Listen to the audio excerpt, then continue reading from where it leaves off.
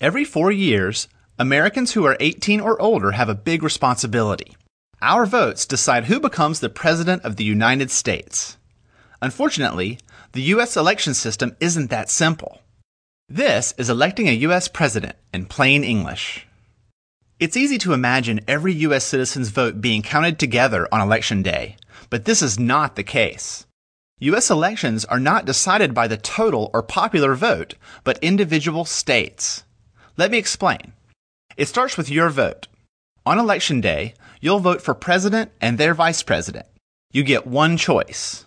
Then, all the votes in your state are counted. The candidate with the most statewide votes becomes the candidate your state supports for president.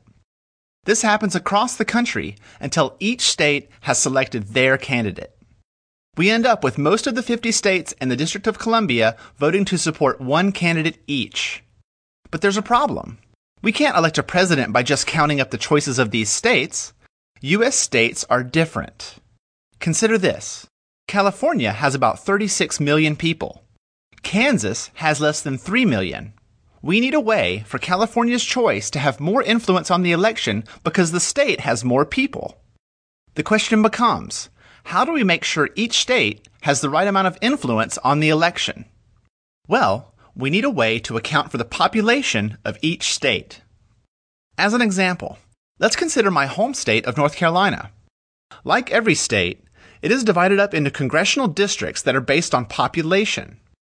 North Carolina has 13 districts, California has 53, and Kansas has 4. When it comes to a state's influence on the election, the number of districts matters most. More population equals more districts equals more influence. The influence a state has in the election is measured by the number of electors.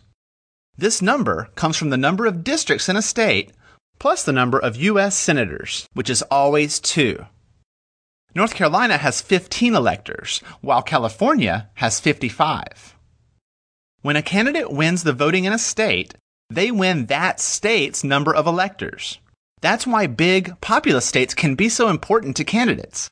Their electors add up quickly, and the number of electors is what really matters. Here's why. If you add up the electors of all 50 states in the District of Columbia, there are 538 in total. The candidate's goal on Election Day is to win the majority of 538, or 270 electors. Once a candidate wins enough states to reach the 270 majority, they have won the election and become the president-elect. Yay! So, let's recap. Your vote helps your state choose a single candidate. That candidate receives all the electors from your state.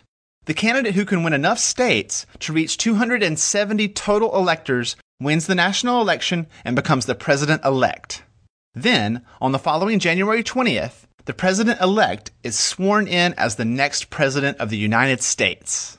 And it all starts with your vote. Make it count. I'm Lee Lefevre, and this has been Electing a U.S. President in Plain English on the Common Craft Show. One more thing. The Common Craft store now offers downloadable versions of our videos for use in the workplace. Find them at commoncraft.com/store.